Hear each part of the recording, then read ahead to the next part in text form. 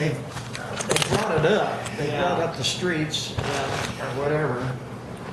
They brought up the storefront so it doesn't affect them like they used to. Yeah. Okay, I got this going now. Okay. And just some preliminary stuff. This is September 26th, 2013. Okay. Just so you know. Oh, here's Margot. Hi. Margot, have a seat. What I have is a recording here. I just started it about 15 seconds before you walked in. Okay. And I was going to talk with Glen. You can have a seat right there. Oh, okay. I won't be on film. Marvel, this is Glen Nichols and his daughter. Hello. Pleased to meet you. What is your? I'm Margot Prentice. Okay. I'm the curator at the museum. Yeah, we're gonna go up there. I haven't been through the museum Okay, yet, yeah, so we're gonna yeah. go up and go through it. Okay. I've got to get you up there. That's a good museum. Yeah. You're justifiably proud, and Margot does an excellent job. Got it looking really nice up there.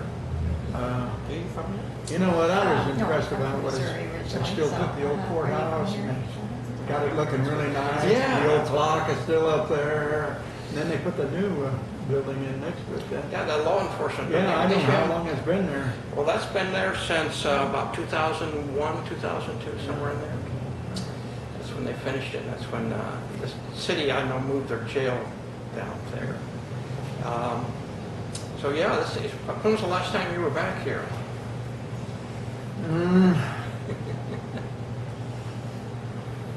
What'd I say? Yeah, Grandma. Yeah, 2000. I was here in 2000.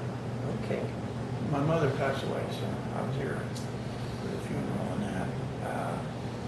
And where do you live now? I live in Las Vegas, Oh, okay. but But we were talking. my mom and dad are both out there. Well, my whole family's out there. My mom, my dad, my grandmother, You grandfather. got to get back here permanently. Well, I'm thinking about coming back this way. I can get my son out of Vegas. So. Okay, well, we were talking about the fire at the Riley Hotel, and I'll let you tell the story, but you're an eyewitness. Okay. I was working in the bakery Yep. with Stan Prokopek, and his wife was working there too. And we're in there, we just started, getting the day ready to go. His children slept upstairs, and we're in there working. It's probably, I'd say, around midnight or so that it started. And his wife's back there, but they used to have a hallway from the coffee shop, behind the other buildings, behind the other storefronts, all the way down to the bakery. Well, his wife is down there by the door where the hallway was at. And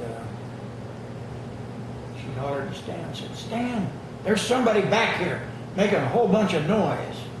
So he come around there and opened the door to the hallway and looked, and there the fire was going up the wall already. And, because all those businesses were just divided by plywood and plasterboard. That's what it was all divided by. And, there wasn't no, and it was just a whole brick structure, but everything was divided just by that, separated by that. So Stan hollered to me, he said, "Glenn, get some water, get some water." So he said, "No, it's too late." I mean, it was just going at that way. Because it was all kindling-like in there. It was so dry.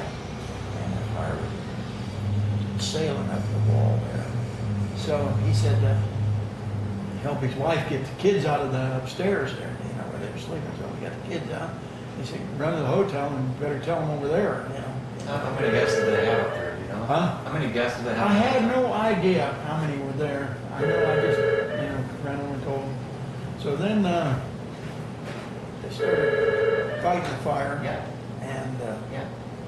the fire department came. So 3 hours. then I think the fire department came down from Papillion and Bellevue. Thank you. And we had like 3 or 4 fire departments here.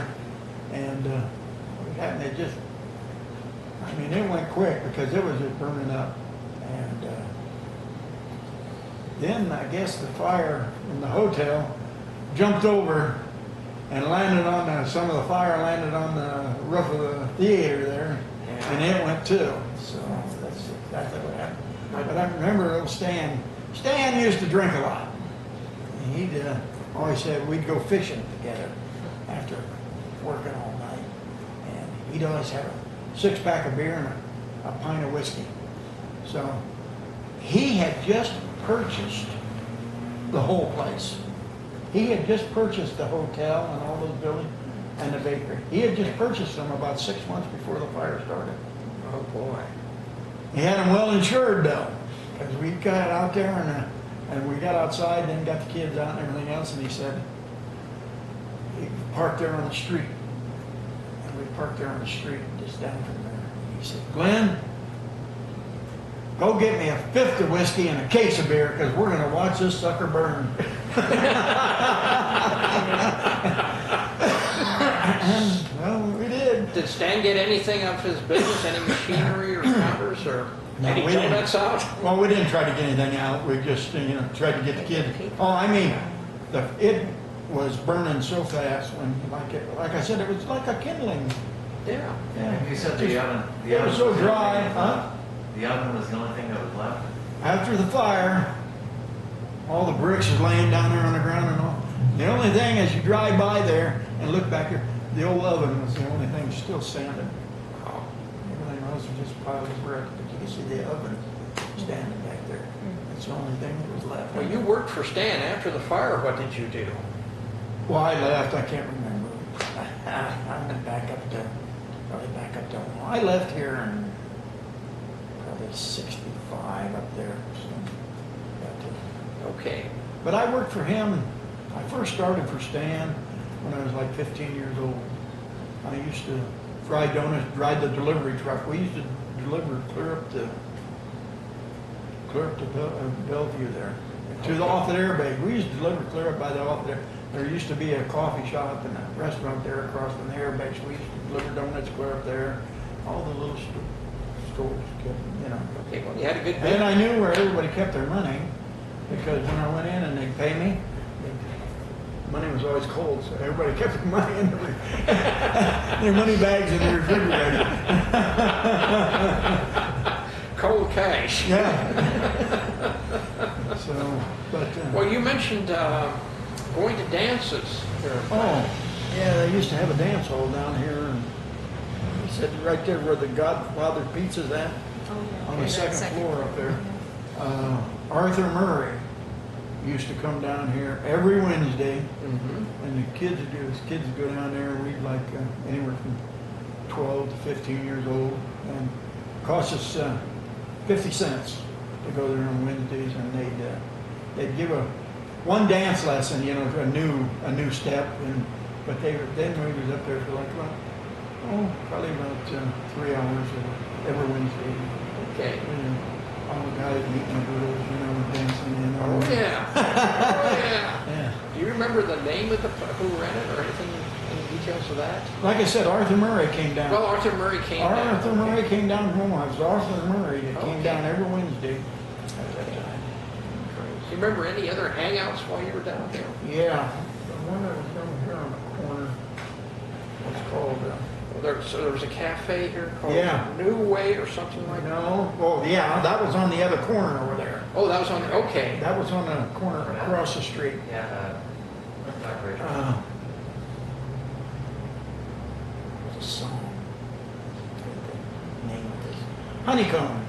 Honeycomb. There was a restaurant, a hangout, a real big hangout for kids called the Honeycomb. And then Okay. across the street was the New Way. Okay. It was like a bar front. Yeah, they had a restaurant in the back. That was the main one. I remember, out here, They're just actually gonna move to another. when 9th Street It's already. crosses the highway, out here, Yeah. there was a restaurant out there. But it wasn't much of a hangout because it was a little farther out of town. Yeah. But at first it was a bar.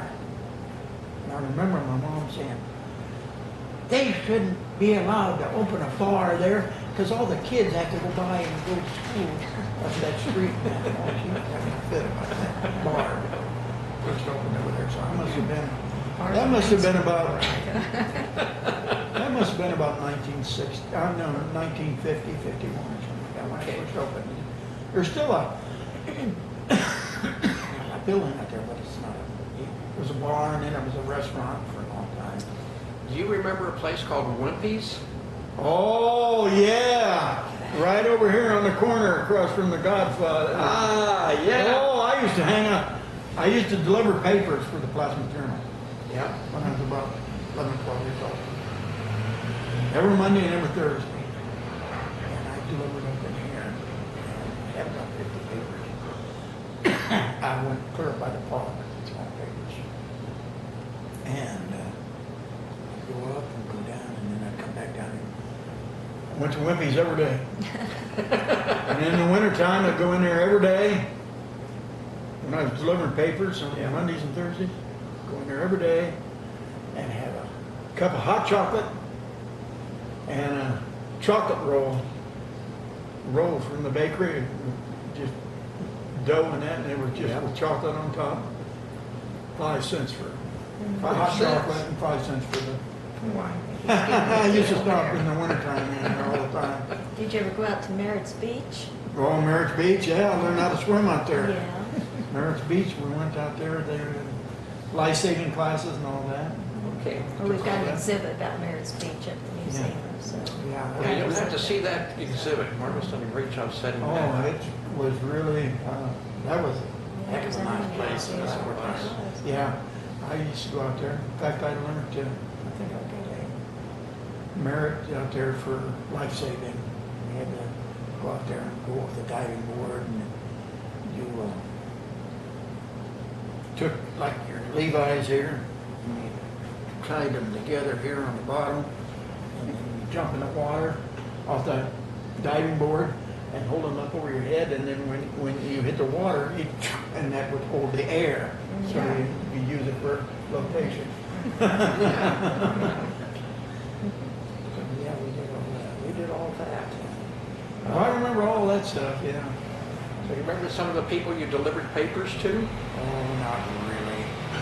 Nobody that ever stood out. No. That's about it. I know there on the other corner across from Godfather's Pizza, I still see a store or whatever, almost, it used to be Oh, yeah. Chevrolet Garage, Yes. owned by, That was. I can't remember what his name was, lived up here in the hill over here. Yeah, Chevrolet Garage used to be there. What else? Oh, I remember the corner bars. We had more bars here in Plattsmouth than you could believe. I mean, there was like 7, 8 bars. My dad, he'd get off work and come out and have a couple of beers. I remember, okay, 1955, okay? And I'd be down, I'd get out of school and come down here. My dad would be down here at the corner bar and he'd have a couple of beers. And I understand it's a sandwich shop now. Yes. Oh, yes. Okay, that was the corner bar. Right. And, That was donuts back then? huh? Donuts? D-O-N-A-T. I Yeah, don't deal know with it. what it- oh, yeah, but we just called it the corner bar. Oh, Okay, so I'm sitting out there, now this is, sitting out there in my dad's pickup, waiting for him to go home so I could get a ride. And I got the radio on. This is 1955, probably September, something like that. I got the radio on. And the guy on the radio says, we have a new singer that we'd like to hear you hear this record and give us a call if what you think about it and that. And the first time I ever heard it, Elvis Presley came on and did Heartbreak Hotel. I was sitting in my dad's pickup out there. That was 1955. Elvis Presley came on and did Heartbreak Hotel. So in 1955, you were I was 15. 15. Oh, okay. Yeah, and I was working for, and then I started working for Stan. Yeah. So you worked for Stan for about a year? Yeah, when I was a kid, yeah, when I was younger, yeah, I worked for him quite a while. Another friend of mine, he was already working for Stan, he got me in. See, I used to go in there in the bakery. See, we didn't have frozen eggs, we didn't have all this stuff, we made everything from scratch. So my job was to go